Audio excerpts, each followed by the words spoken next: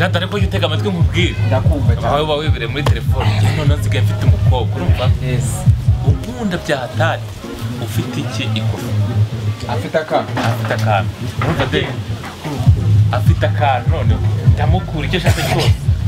arakingurira none se niyo mpamvu nacyagiye kwiyenga guhura hariya muri gare za kecuru afite niwe bari baraziguha cyose arangurira cyagiye tumububye agahita kohereza ukankanga message irasomye niwe wari ukoherereje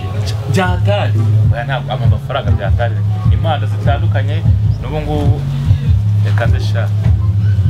muhamagare se reka muhamagara ariko bite byayo ego mamungu ndahita nemye cyaka mfite ari takimara ariko yewe kanyamani aro be umeze ute se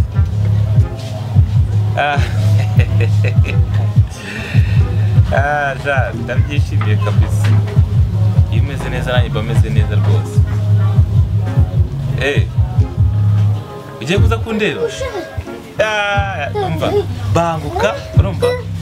sheri ndanira biswi y'akarabo ndayikumbuye kabisa nta kibazo nicyo nkwemererega ari kirusha abandi bagore n'abandi bakobwa bose kabisa bana nakurutisha banguka turabona pe sawa karera cyo cyo mugabanye umunwa ariko mugabanye umunwa cyo kirakwemera cyane noneho n'amafaranga agira dusubira ku najya kunzana akarawa mureba sawa singaho ikirahure cyanjye n'amazi twebwe tuba twarahinze urukundo ushaka tujya kunywa seri waje bute waje none se sawa icara hano icara hano egere se nyicare erega twebwe reba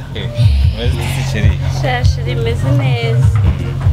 shasi gafite ibiro byinshi baradariye neza yatari mumeze muteze turakomeye cyane muzaniye nyine ikintu cyane turi bwishime byatari byiteguye kabisa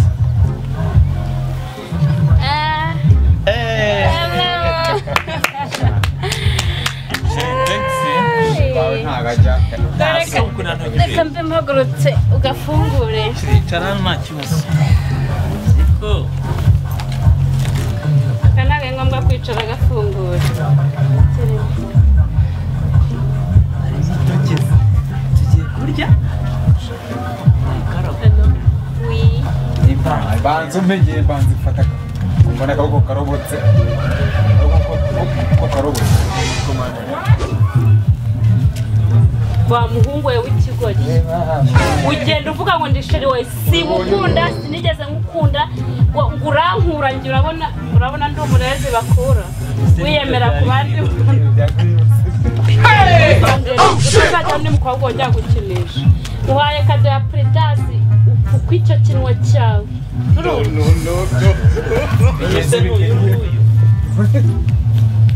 umuntu uretse kuba turimo tumutubyeri nibi ngibi yakuze nakoze amafaranga y'umugore ndinda cyane ku buryo yajya kumukigera